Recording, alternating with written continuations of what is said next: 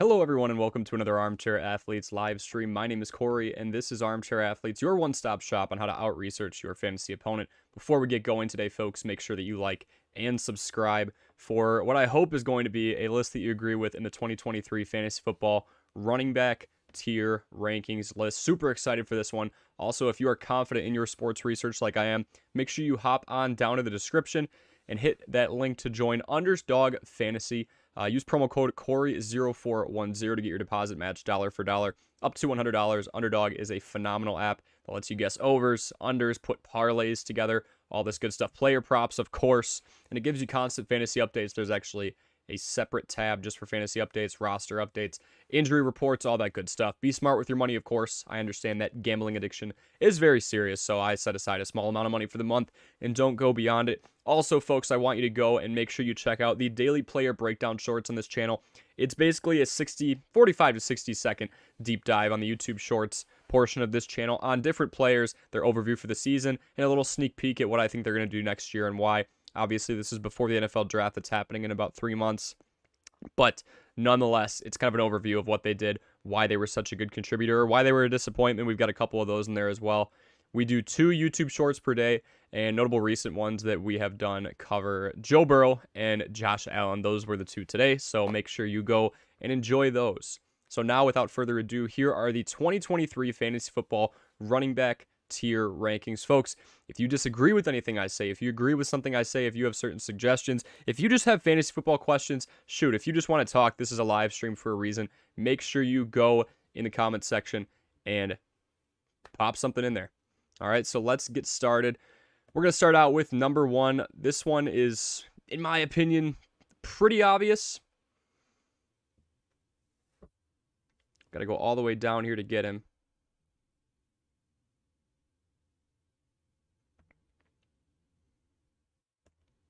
We're going to put Austin Ekeler at the number 1 spot in the S tier.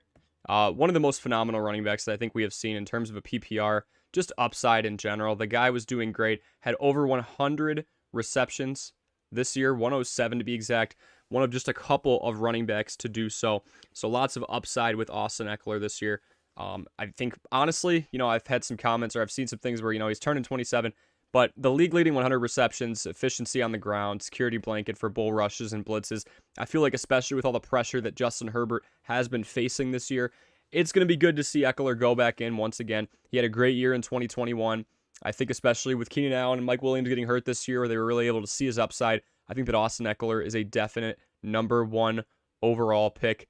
Just because, if you want to take Justin Jefferson over him, I'm not going to tell you not to, especially in a fantasy standard PPR point format. But I do have to say that Austin Ekeler is by far one of the most enticing running backs that I have seen in a very long time because of the pass catching upside, because Herbert was facing so much pressure this year. He was a good bailout option in the flat, great check down guy, great hands, able to make a lot of guys miss and a lot of secondaries pay out in the open field. We're big Austin Ekeler people here on Armchair Athletes, to say the very least. Second is going to be Christian McCaffrey. This guy is somebody that I think a lot of us were just waiting to see be healthier, to say the very least. Let me fix this real quick. I apologize, folks. I don't want to have to keep scrolling down.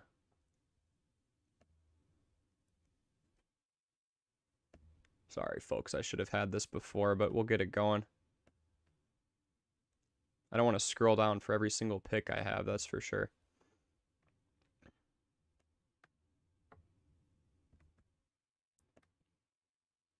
There we go.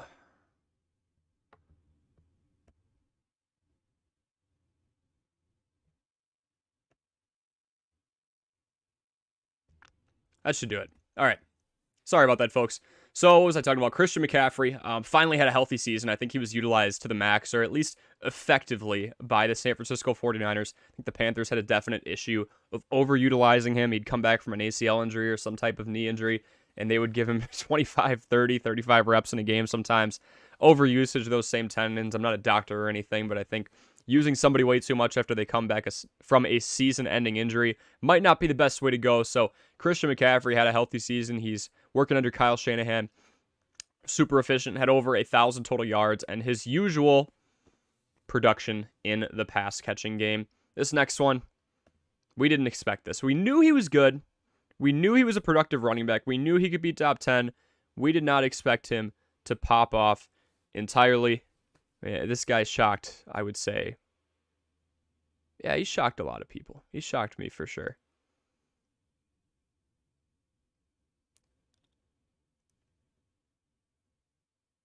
I can't find him. Where is he?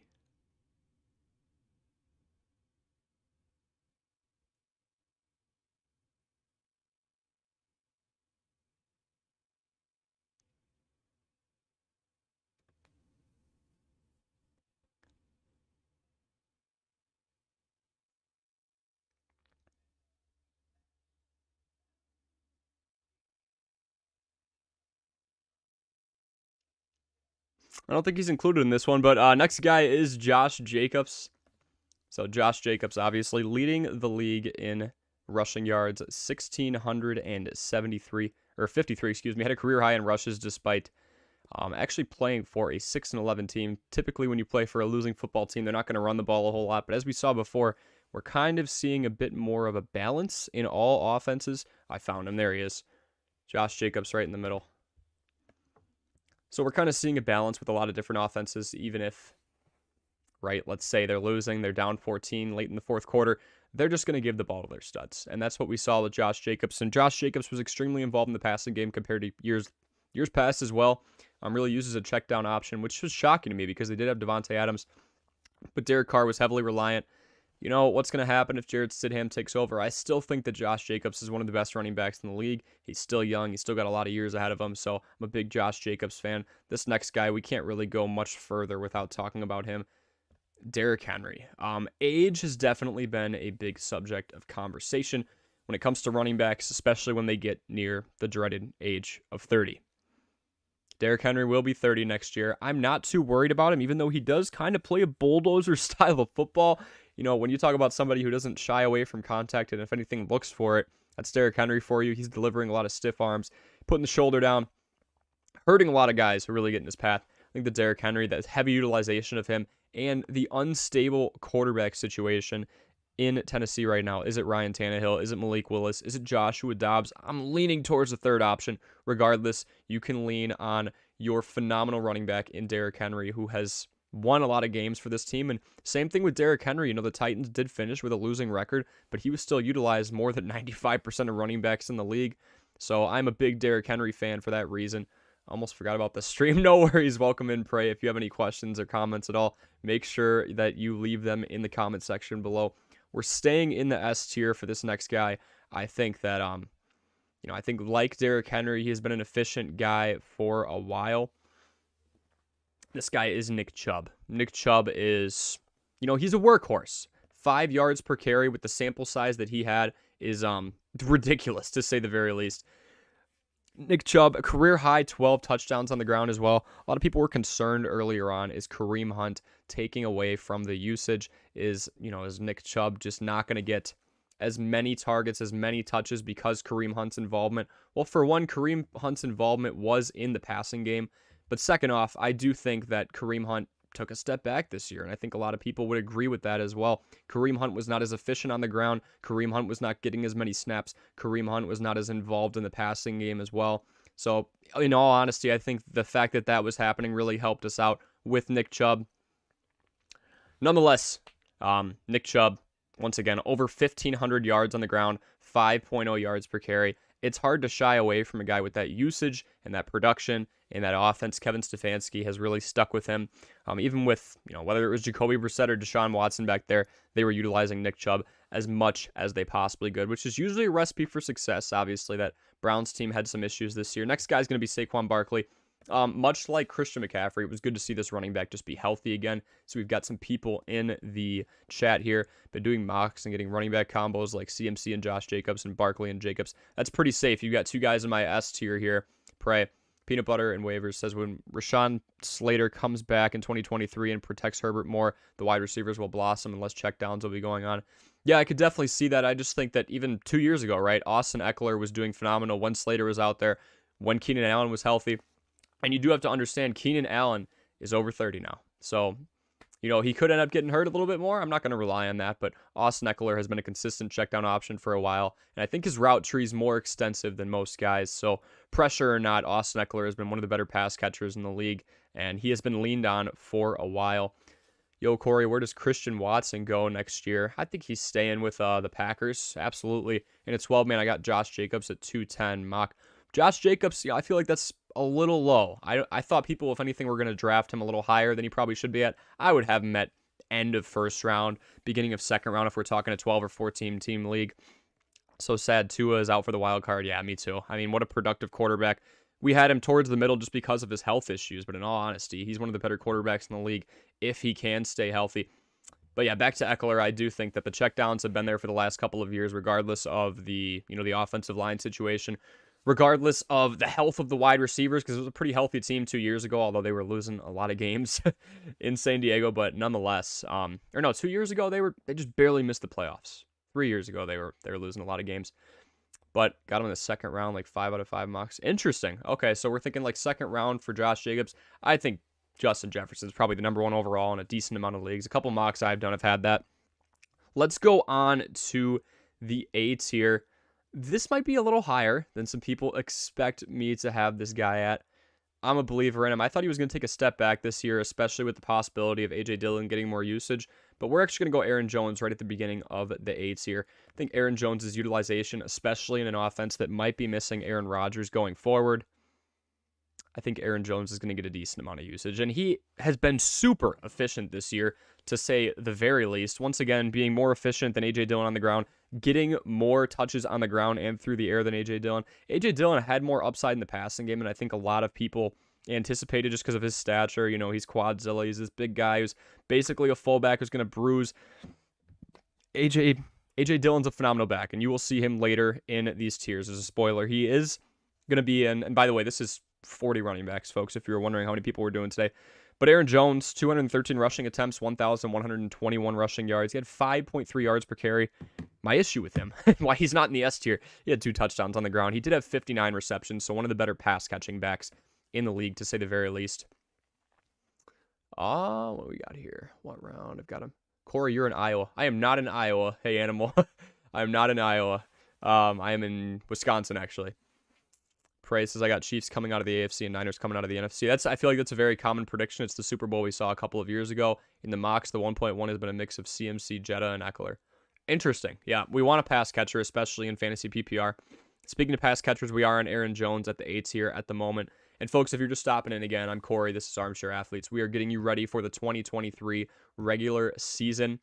We're going to help you out research your opponent, and we're going to start with some tier rankings. We did quarterbacks already, so make sure you check that out before. A couple surprises in there. Doing running backs right now. We are making our way through the A tier. We've got 40 picks, 7 down, so 33 to go for you mathematicians. Next guy is going to be Dalvin Cook. I think Dalvin Cook got the usage that we wanted him to this year.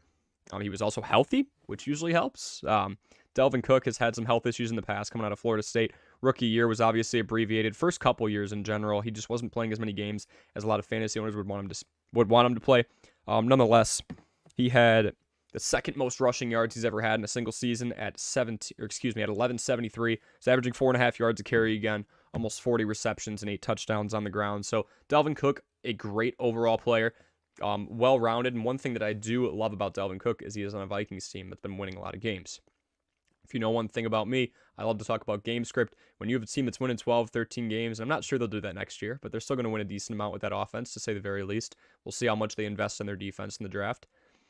You're going to run the ball a lot when you're winning games, and that's what's been happening with Dalvin Cook. He's getting these 20, these 15, these 18, these 22, these 15, all over the place pretty much, rushes per game, and then he's also getting about 3 or 4 receptions per game as well. Something that you definitely want to see from your running back in a half-point PPR, in full PPR, that type of thing. Just don't want the Bills to get to the Super Bowl, to be honest. They could. The Bills look super strong, too. Josh Allen's got to fix those interception issues. I will say that's one thing I've noticed. Let's continue to make our way through the A tier. We've got about 6 for each one, if I am correct. Yeah, we've got about 6 for each one. We're going to go Tony Pollard next. Some people might find this high because he was splitting carries with Ezekiel Elliott. Pollard is the younger running back in Dallas. He is averaging 1.4 more yards per carry than Zeke. That's huge.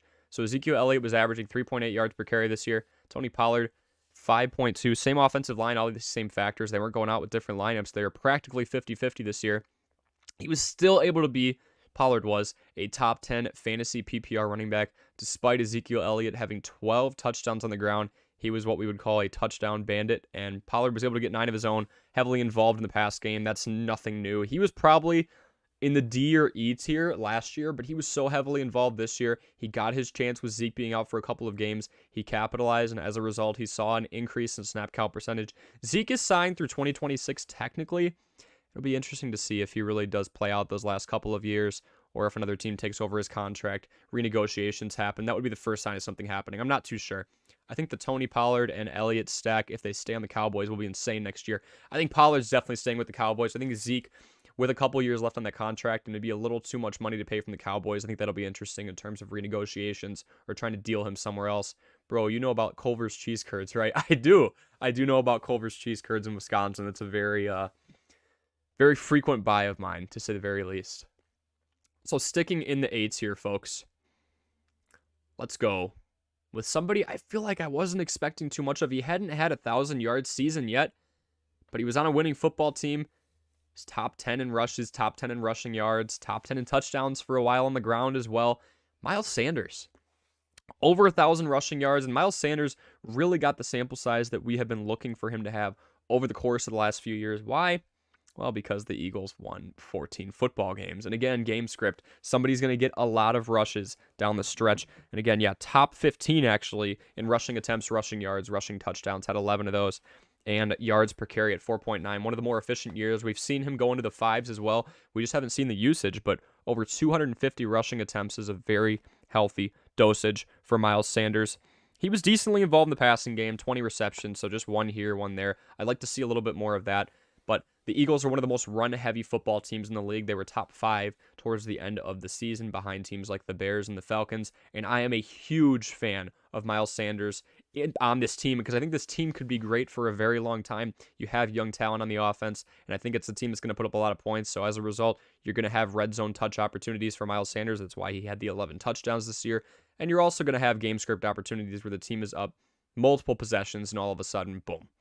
He's getting 4, 5, 6 rushes a drive. Granted, the other team is expecting the run, and that happened a lot. Even though the Eagles were up a decent amount in most games, this wasn't a Vikings situation where they were winning by slim margins. They were winning some games convincingly. My favorite part, how amazing this offensive line is. Other teams knew, okay, we're down 14. The Eagles had the ball. There's 7 minutes left.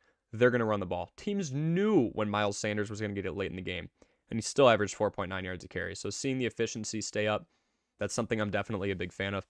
I'm from Philly. Sanders showed more bursts with more carries. Yeah. Best O-line in football. Best Christmas album in football. If you saw what the O-line came out with before. Fun stuff there. They're having fun. They're winning a lot of football games. Eagles should be an interesting team to look at in the playoffs. Let's stay in the 8s here. This one's going to make some people angry. We have to put Jonathan Taylor here. Now, this is not a ranking list of how did people meet expectations.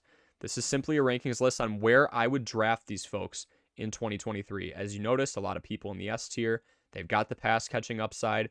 They've got situations like with Ekeler, there's a lot of pressure, so he's good for dump offs, but he's also just had good hands, and the receivers are getting older. For McCaffrey, he's finally healthy, and he's running in Shanahan's offense, which is phenomenal. Josh Jacobs was just a stud this year, and the Raiders continued to use him even when they were down in games.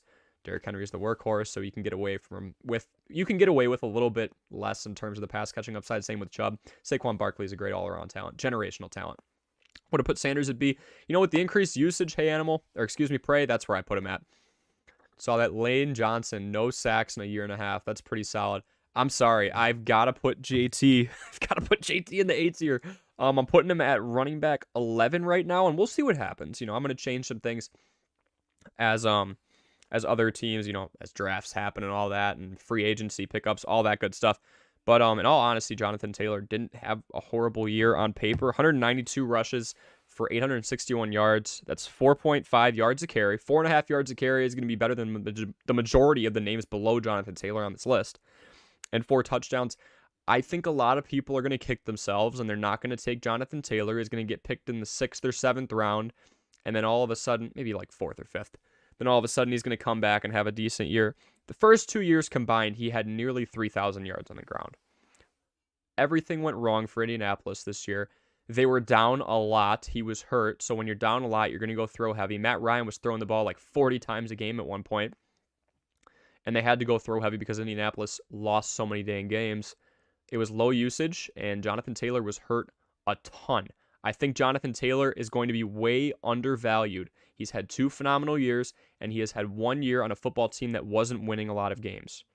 JT sold me in one of my leagues. JT sold a lot of people, Prey, but I don't think we need to use the bias from this year and the anger from this year to shoot him all the way down to the C or D tier. Jonathan Taylor is a phenomenal running back. The offensive line was bruised up in Indianapolis. He's got the pass catching upside. This is a man who had 1,800 yards and 8 touchdowns not 5 years ago, not 3 years ago, last year when Indianapolis wasn't even winning a ton of games, but they weren't, winning 4 or 5 games in a year. So I think Jonathan Taylor is going to be severely undervalued. We've seen the production. He still produced. He was 140 yards short of a 1,000-yard season, and he missed a handful of games. I'm a big Jonathan Taylor guy. JT is still going first round of my mocks. Colts are going to suck next year. Yeah, got a man crush on Saturday. It's strange. Interesting. Anger issues, so I'm using them. That's fine, Prey. You can cope on this stream. I'm opening this up as a therapy session, to say the very least. Now, this guy should probably be higher, but I'm still going to put him here just because I'm not too sure what happens when Rashad Penny comes back. I love Kenneth Walker III. The man really didn't get running back 1 reps until week 5 or 6. So he's sitting behind Rashad Penny. Rashad Penny was an extremely efficient back, averaging over 5.5 yards per carry. Kenneth Walker III comes in, has over 1,000 yards this season. I think he is definitely a candidate for Offensive Rookie of the Year. Kenneth Walker III comes in and just sets the freaking world on fire. And it helps that Geno Smith was great too. Why does it help? Again, folks, let's revert back to game script. The Seattle was able to win 9 football games this year. They were able to have a pretty balanced attack. They weren't down a ton. They were able to discover the talent of what should have been a Heisman finalist last year. Kenneth Walker III got snubbed. I'll still say that. By the way, I'm a Wisconsin fan, so that has nothing to do with any bias. I'm rooting for a Michigan State guy right here. I think there was so much talent, so many yards after contact. So 4.6 yards per carry, 1,050 yards on the ground, 9 touchdowns, had 27 receptions as well. I'd like to see more pass catching upside just because of the damage that Kenneth Walker III was able to do in the open field. Nonetheless, we had to put him in the A tier. We've got him at running back 12 at this very moment. And folks, again, if you're wondering how this tier list is working, this is the order I would draft these running backs in right now. If I took a draft, if I participated in a fantasy football draft for next season on January 11th of 2023, considering everything, obviously we have an NFL draft coming up that's going to probably shake up a lot of things, and the guys in the lower tiers are going to have their jobs taken, so keep that in mind. But right now, this is the ranking that I would put these guys at. We're going to cut some of them some slack because of injury, and we're going to consider the production that we saw outside of the injury. Why are you saying that, Corey? Well, that's because that applies to this next guy. Breece Hall should go pretty early. I mean, he might even be too low right now. A lot of people were so mad because he got hurt so early. Breece Hall was lighting the freaking world on fire. 5.8 yards per carry on 80 rushes. I know that seems kind of like a small sample size. The dude was unbelievable. But I mean, seriously, I think that Breece Hall, especially in a situation with the Jets where we don't know who their quarterback is going to be next year, so obviously it's not Zach Wilson. Mike White's going to be a free agent. Do the Jets trade with a team like the Bears and try and go up and get a Bryce Young? Do they sit back and try and get a CJ Stroud and see if he falls to where they're going to be in the draft, which is mid-tier?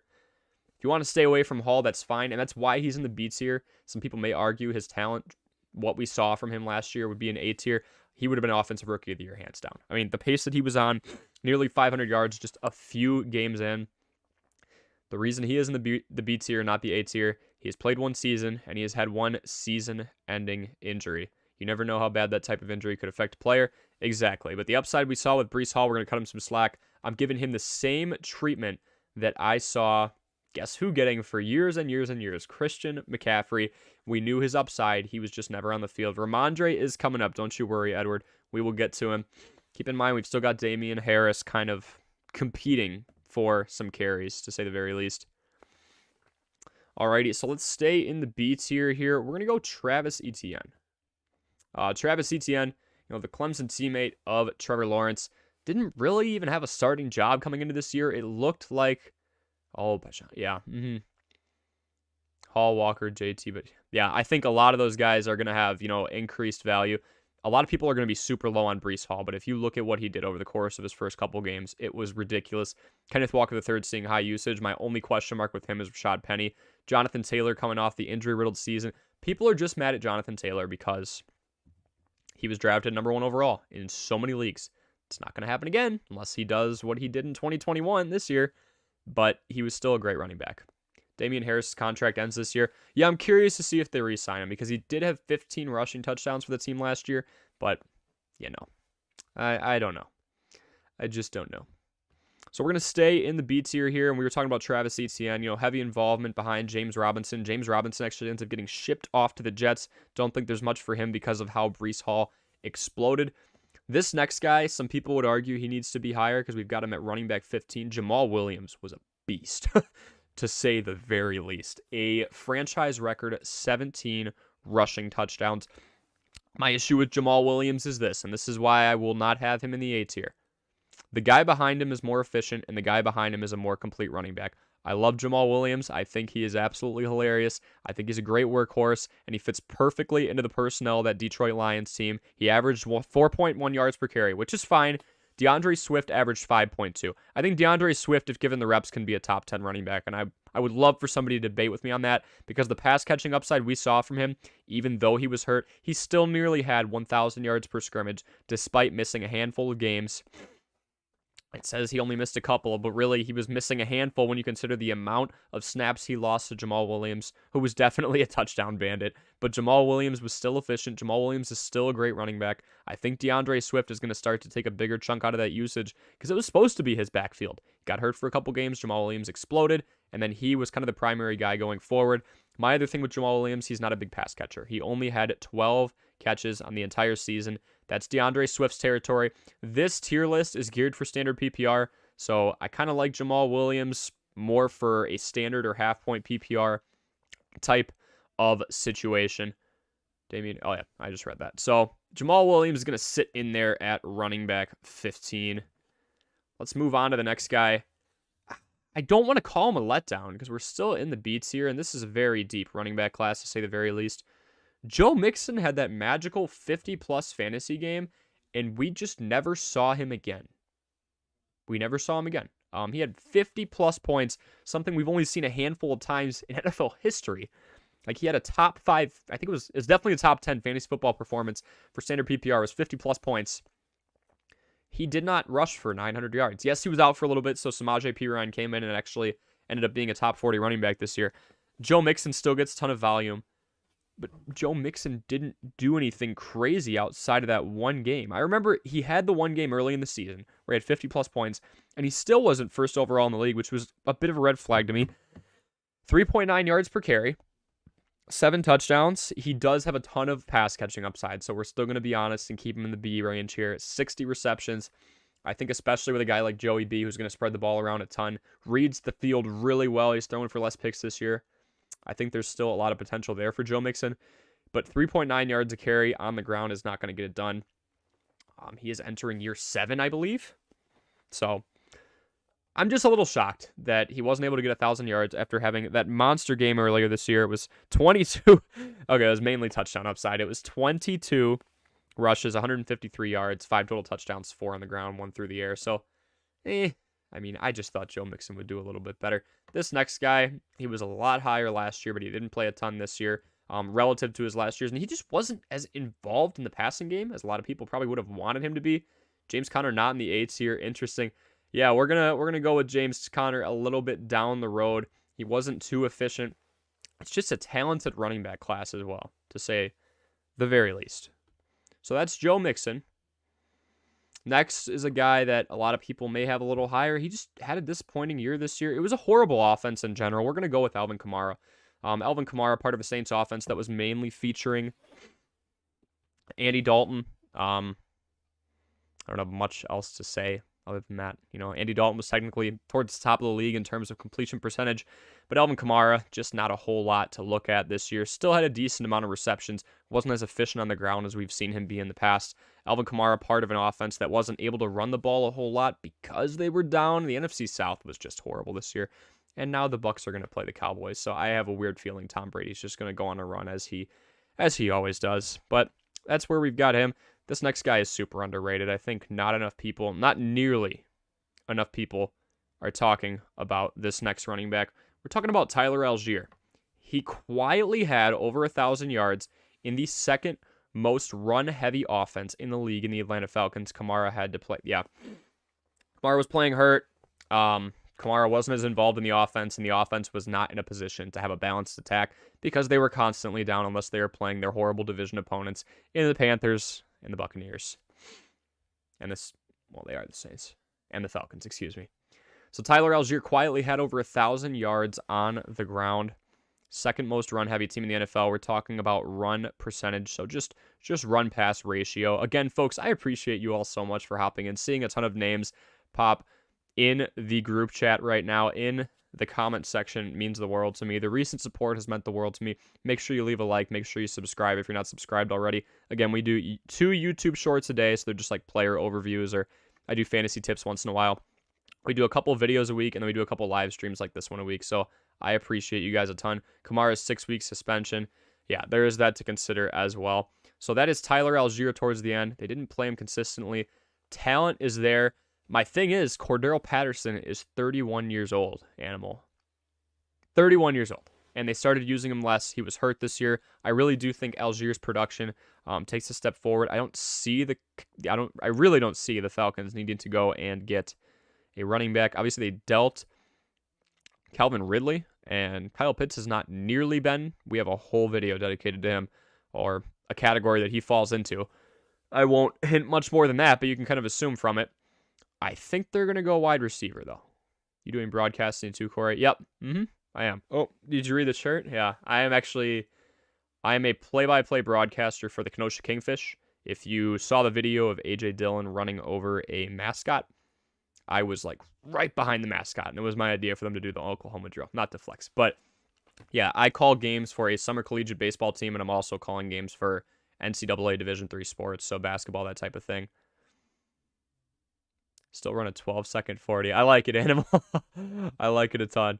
But so that is our beats here. We're going to go into... Oh, so that was your argument for Patterson and the age and everything. We're going to go into the seats here, and this directly ties into the Jamal Williams situation, obviously. It's DeAndre Swift, and DeAndre Swift could easily jump Jamal Williams just because of his efficiency on the ground. Again, he's averaging a little over 5 yards per carry on the ground. Jamal Williams is averaging 4. Sounds like we're splitting hairs, but this guy's way quicker out in the open field. Jamal Williams is more of a grinder back. I really thought Jamal Williams was going to have that, the complementary role to DeAndre Swift like he did with Aaron Jones, and he didn't because Swift got hurt early. Williams took over, was able to score a lot. Williams had I think it was the second most red zone touches behind Austin Ekeler, Mr. Number 1 right here. Another reason I love him so much. He was getting those red zone touches in the league. So really just a touchdown merchant as much as I love Jamal Williams. I think DeAndre Swift's going to see a heavier workload if he can play all 17 next year. The running back out of Georgia has plenty of pass catching upside. And again, this tier list is for fantasy standard PPR point format. So we're definitely going to roll in that direction. All right, so let's keep going through the seats here. This one's going to shock some people. We're going to go with Khalil Herbert here. All right, we're just going to go with Khalil Herbert. 5.7 yards per carry. And David Montgomery is a free agent. He is a part of the most run-heavy offense in the league. Will they be that way next year? I don't know. They have the number 1 overall pick and a lot of trade leverage in the draft. Obviously, talking about the Chicago Bears here. They have almost twice as much money to spend in market cap compared to any other team in the NFL. I don't know what they're going to do, but I know they were the most run-heavy team in the NFL, and David Montgomery, who was not nearly as efficient as Khalil Herbert, nearly had 2 yards per carry less than him, is probably not going to be on the team anymore. He's a free agent, and I don't think it was a coincidence that while Khalil Herbert was just shattering the production of David Montgomery on the ground, and he was strictly a ground running back, so that's why he's not too much higher. While he's averaging 5.7 yards a carry, Montgomery was not getting extended, while the Bears have all this money. So I'm pretty sure David Montgomery is not going to play in a Bears uniform anymore. He was taking pictures with his family on the field in what seemed like his last game at Soldier Field. So that's kind of my skepticism there. Runs like his hair is on fire. Yeah, he sure does. Had him too, but not enough carries. And Animal, I think he's going to get more carries with David Montgomery. Obviously, probably not being on the Bears again. He's a free agent on the team with the most spending money in the league that prioritizes running, and they never thought to extend him. I'm going to say it's going to be Khalil Herbert's backfield next year, and with how efficient he was in his sample size, it's a fair enough one for me to say I think he's a solid running back, to say the very least. All right, let's keep going through the seats here. Another guy who I think is kind of getting the baton handed off to him, it's going to be Rachaad White. The pass-catching upside was there. We knew that even when he was the secondary option to Leonard Fournette. Fournette goes down for a little over a game. Rachaad White comes in, does phenomenal. Pass-catching upside's there as well. He's a more efficient back. Fournette was averaging like 3.5 yards a carry for a decent bulk of the season. Rachaad White is somebody that I'm a big fan of over in Tampa Bay. They are the most pass-heavy offense in the league. And, you know, he wasn't the most efficient on the ground with 3.7 yards a carry, but the 50 receptions, considering he wasn't the primary back for a decent chunk of the year, is enough to convince me because he was getting so many checkdowns. I think it's going to bail him out in fantasy PPR. Now for a guy that was requested a little bit ago, we've got Ramondre Stevenson. All right, we've got Ramondre Stevenson in an offense that I didn't think ran as good as it could have this year. Mac Jones didn't look the best. You know, he had a rough training camp, to say the very least. And people were kind of skeptical about him at that point. It wasn't as balanced of an attack. The Patriots lost a decent amount of games. You know, they weren't the playoff team this year. They barely got knocked out by the Dolphins. But nonetheless, I just think that Ramondre Stevenson could be a little more efficient on the ground, and he is sharing carries with Damian Harris. What happens with Damian Harris, I'm not sure. If Damian Harris does not get re-signed, Ramondre Stevenson immediately shoots up to high B, low A range. Corey, how did leagues handle the Bills-Bengals being canceled? Our league split the cash between the two top teams. So to say the very least, hey, Animal, the leagues that I was in a third-place game, and we were the only one affected. My opponent had Joe Burrow and Stephon Diggs in a half-point PPR league, which I don't do a lot of, but it was fun, whatever. It's with friends, right? And he was down like 22, and halfway into the game, Burrow's got like 6, Diggs has 4-ish or whatever. Game, obviously the Damar Hamlin thing happens, and we ended up actually, the scores got wiped. We went into week 18. I was up 20, and we agreed that whatever Joe Burrow and Stephon Diggs got in week 18, we would give them for week 17. So if Joe Burrow got 20, he'd get 40. Stephon Diggs got 15, he'd get 30, that type of thing.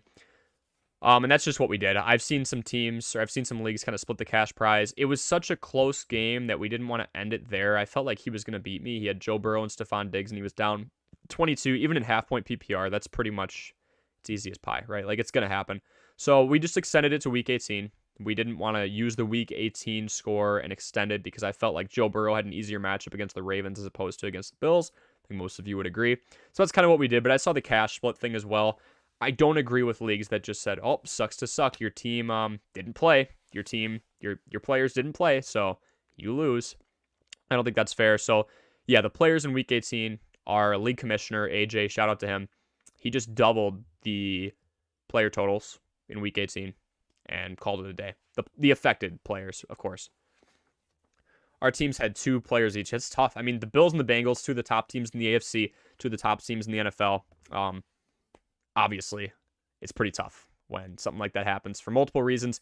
But then for fantasy football, you got a lot of playmakers on the field. So next guy, he could drop a lot more. I'm interested to see how much of a role he really has, but he is under contract through at least 2025 or 2026. We'll see if he gets dealt. There's negotiations. He ends up being a cheaper price per year that another team wants to pay off. It's Ezekiel Elliott, just averaging 3.8 yards per carry. I love the touchdown upside. It's a very similar situation between him and Jamal Williams, but he was getting less carries towards the end of the year. And I am a bigger Tony Pollard fan than I am of DeAndre Swift because Pollard just lit the world on fire despite the fact he was sacrificing carries. So that's why he's above Williams and Swift here. Zeke is clearly the running back too. He's another year older. It's hard for me to put him below where he's at right now because he is signed through 2026.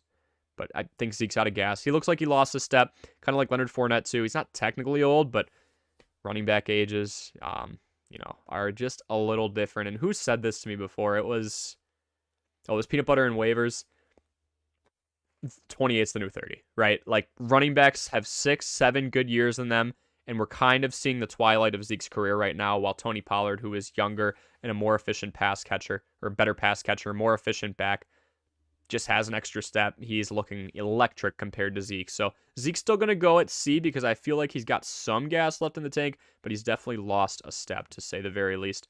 Rounding out C is not a guy I would have expected to put in here, but last 4 weeks, he kind of clutched up one of the better waiver wire pickups of December into January. It's Cam Akers. After all the drama about him losing his job, losing the starting running back job, Darrell Henderson, it's his job now. I mean, they did not have a rushing attack. The Rams, everything went wrong. Stafford gone. Allen Robinson gone. Cooper Kupp gone. Darrell Henderson traded away. Higbee was pretty healthy, I guess, relative to everybody else. Van Jefferson in and out. They didn't really have a team that could run the ball or maintain a balanced attack because, well, no one was healthy. But Cam Akers went on a tear at the end of the season. Nearly hit 800 yards on the ground on 4.2 yards a carry, despite all of the, losing a starting running back job drama. He was getting mad that he wasn't getting a lot of carries, and then he wasn't performing a whole lot. McVay started taking touches away. All that happened, and here we are. He exploded at the end of the season. I feel like he explodes at the end of every season. He's a younger guy, but, interesting. Cut him 3 times, yeah, and then he clutches up in the championship because that's just how much sense fantasy made this year. But we're just going to try and dissect things as they go. Let's go into tier D. This guy in standard leagues is way higher. He's probably at least a B. Dameon Pierce. It's hard to like a running back on a team that lost more games than anybody else. Well, now it's the Bears, actually, because the Bears clinched the number 1 spot, right? But they were the last place team for the entire league, or for the entirety of 2022 going into the 2023 year. Dameon Pierce is great on the ground, but he has little to no pass catching upside at the moment. He's a grinder. He's like a Derrick Henry or a Nick Chubb. I would say Nick Chubb is more appropriate. Derrick Henry is kind of a monster. Still love Dameon Pierce. Not sure he's going to be in a position to get a ton of usage on a team that loses a lot of games and is very clearly rebuilding and probably looking for a quarterback. We'll see what happens with the NFL draft. We'll do some content on that as well. That's going to be interesting. But that's why we have Dameon Pierce down here. Great back.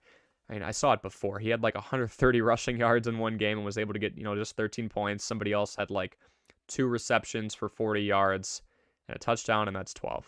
It just doesn't seem fair, right, in the day of PPR, and this is based on PPR, so that's why we've got to do that, but nonetheless, that is where Dameon Pierce will lie. Let's go to Jerick McKinnon, another guy late in the season. Didn't expect it, but you know what? That's what happens sometimes. 56 receptions, 512 yards, 9 touchdowns. Yes, I just named those stats off for a running back. And a running back that really didn't get a whole lot of action until the last 6 to 8 weeks of the season, had a couple of 20/30 point performances. Jerick McKinnon was on a touchdown streak going into the end of the season. Had some odd stat lines. I would check games halfway through, and he'd have 2 receptions for 0 yards and a touchdown. Nonetheless, Jerick McKinnon was getting a lot of targets. I feel like this was a year where Patrick Mahomes just had to improvise a little bit more. He didn't have Tyreek Hill, but he had the number 1 tight end in the league in Travis Kelce. Yeah, spoiler for the tight end tier rankings video, right? He had Juju Smith-Schuster, who didn't get 1,000 yards. He had MVS. He had Kadarius Toney. But he had Jerick McKinnon down the stretch, who he was utilizing a ton.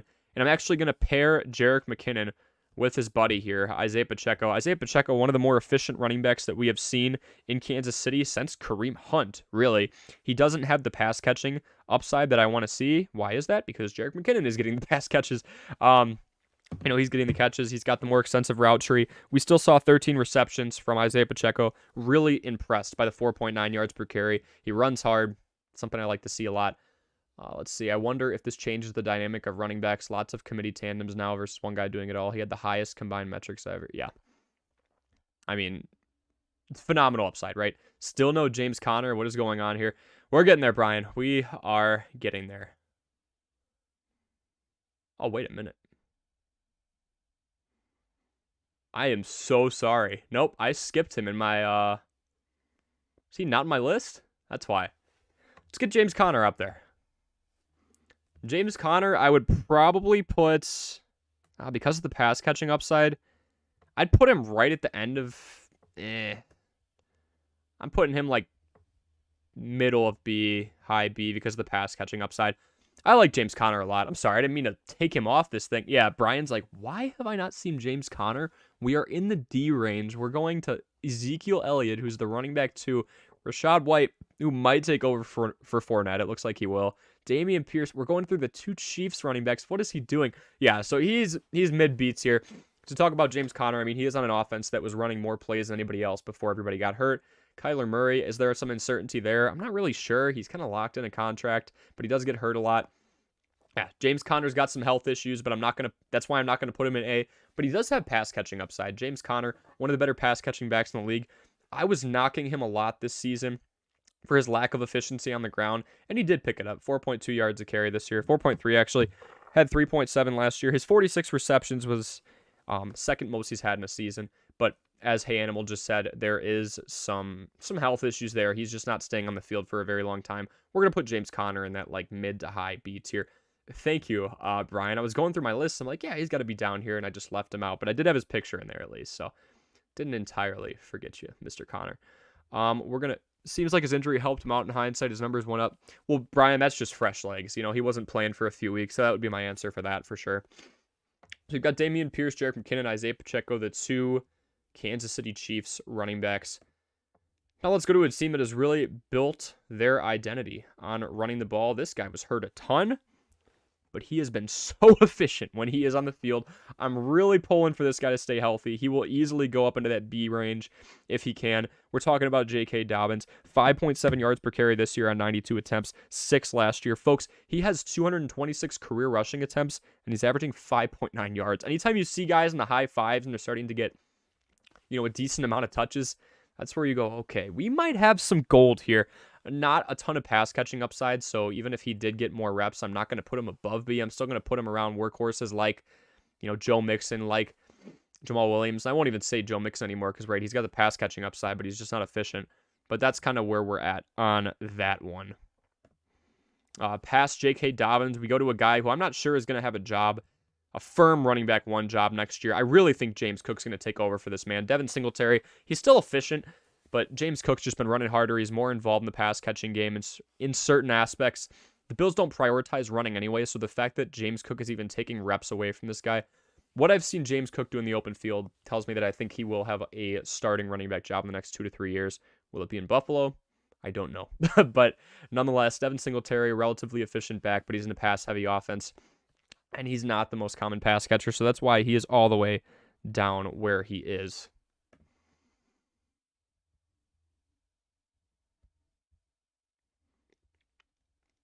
And I just realized there is one more guy I was supposed to have up here. Not the most efficient, but did have more pass catching upside. Kind of a changing of the baton over at the running back position.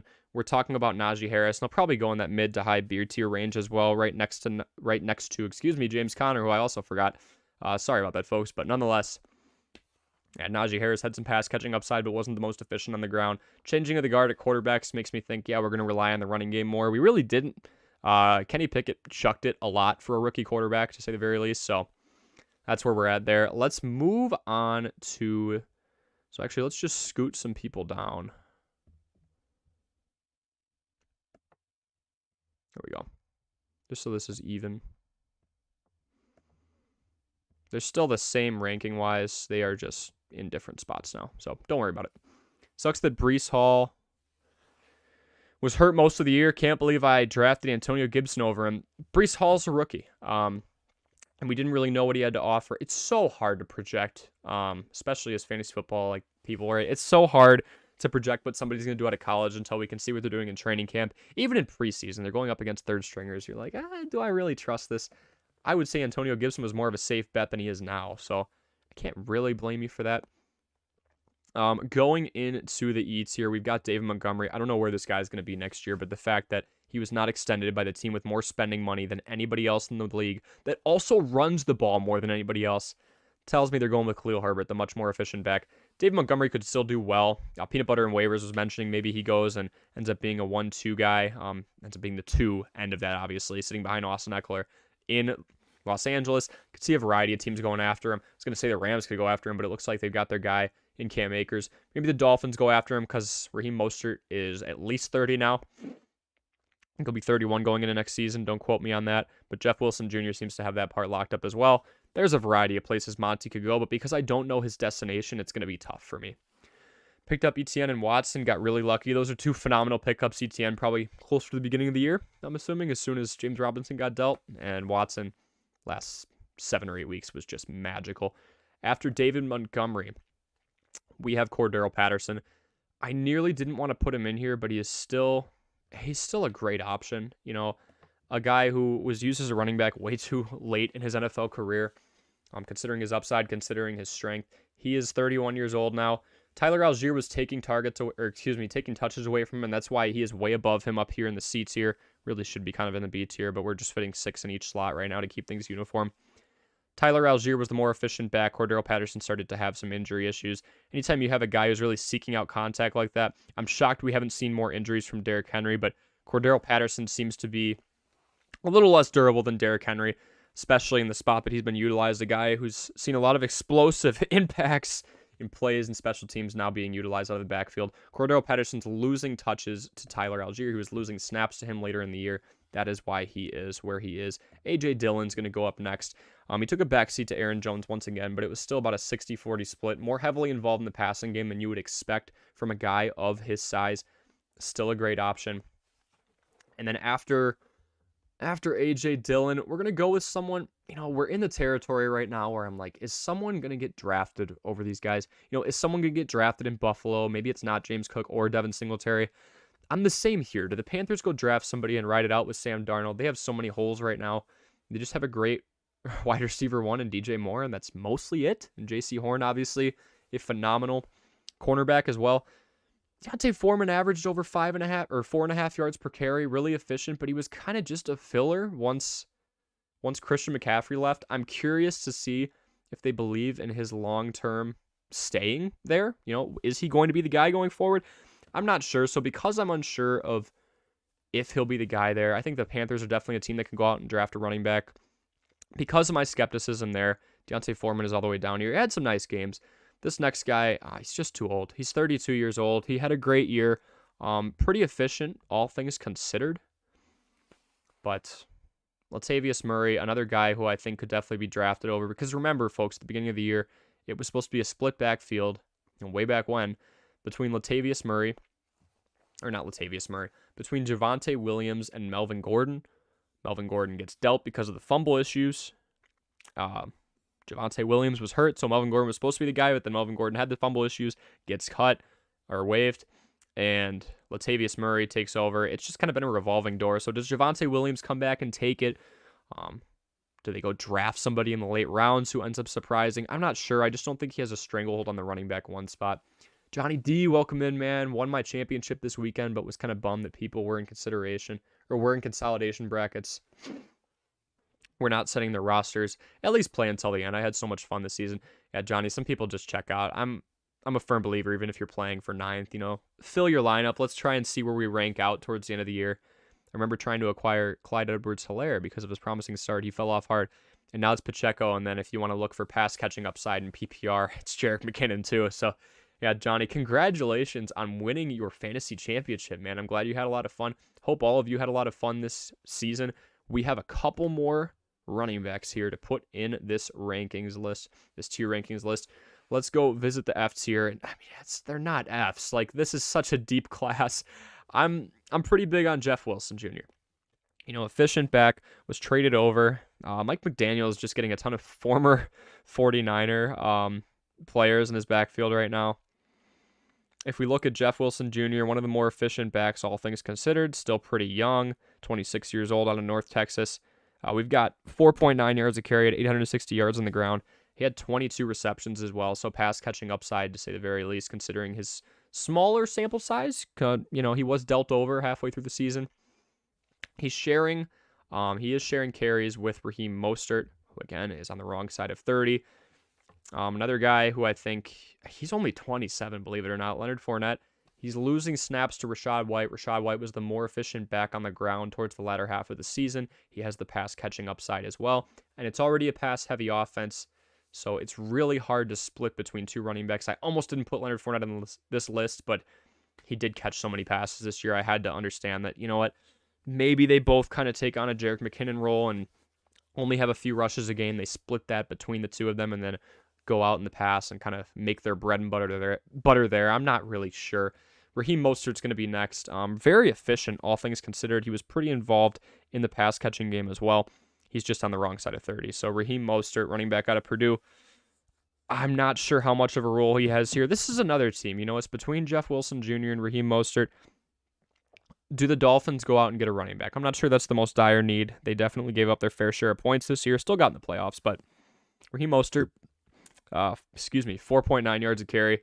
I think there is a lot to like there, but 28 is the new 30 for running backs. What do we do now? Mostert's a decent choice, but his production went down after his bye. And the age is just there. I'm not sure there's going to be a ton of investment. Same with Latavius Murray, especially with Javonte Williams coming back, right? Not sure there's going to be a ton of investment in that team in utilizing a running back when it's a team that thrives in the pass anyway. Your home run hitters are Tyreek Hill, Jalen Waddle, Tua Tagovailoa when healthy. That's kind of where we're at there. And last, this guy's got more pass catching upside than Brian Robinson Jr., but if you want to throw him in there at 41, you can. Antonio Gibson, holy letdown. He wasn't able to stay healthy. I felt like anytime he started to get something rolling, he'd be out for a game or two. Antonio Gibson has a ton of pass catching upside, but for a while it was between Gibson, McKissick, and Robinson Jr. In fact, I'm really shocked I even considered putting Robinson Jr. in here. Mostert isn't bad, but he screwed me over when CMC and Connor were out with injuries and buys. And Mostert, again, he's one of the running backs in a pass-heavy offense. I mean, what do the Dolphins pride themselves in? What do you think of when you think of the Miami Dolphins offense? It's Tyreek Hill, it's Jalen Waddle, it's Tua Tagovailoa, right? So, yeah, I put Antonio Gibson in there because I do believe he's another one of those guys, if he can stay healthy, yes, he can do well. Wouldn't put him higher than the C tier, even in his best years, but he's got some time left for sure. He's still a younger back. Put Breece Hall way up there because he was just so freaking efficient. 5.8 yards per carry. Yes, it was a small sample size, but I felt like his ceiling was a lot higher. Gibson's proved some things, and he's still going to be in this list, but he's in a three-headed backfield right now on an offense that I don't even know who the quarterback is. So quarterback instability may lead to more running as well. Brian Robinson Jr. Had a couple nice catches, but it was more of that workhorse back, to say the very least. So folks, I hope you enjoyed this 2023 running back tier rankings list. Again, we're doing a couple live streams a week. We're doing a couple recorded videos a week. And we're just trying to make a ton of content for you to both enjoy, but also to make you a more knowledgeable fantasy football player. So you can out-research your opponent going into 2023. We will be going into the rookie class once they are drafted. Maybe even before they're drafted, we're going to look at a few guys out of the SEC, ACC, Big Ten, the bigger conferences. We'll try and find some diamonds in the rough in different conferences outside of there as well. By the way, how about Georgia and TCU? That was insane. Where will Stetson Bennett go, the 25-year-old who everybody claims is 40, right? But I hope all of you folks enjoyed. Again, make sure you leave a like. Make sure you subscribe. Thank you all so much for the recent support. The subscribers have grown a ton. The views have grown a ton. I promise to put out double the amount of short-form content that I was putting out last year. So it's 2 shorts a day. Their player overviews, their NFL tips. I'm trying to mix it up. I promised to continue doing a couple live streams. And I also promised to have an uptick in production in pre-recorded videos. So we actually have a video coming out tomorrow on 7 surprising breakout players for fantasy football. You're not going to want to miss that. Some of those names were released today, right? But I'm not going to tell you which ones. So I just appreciate all of your support. Make sure you leave a like. Make sure you subscribe. We are going to continue to research together and help you out research your fantasy opponent going into 2023.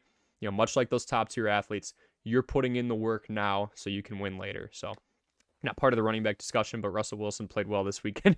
Russ cooked towards the end. I'm not going to lie to you.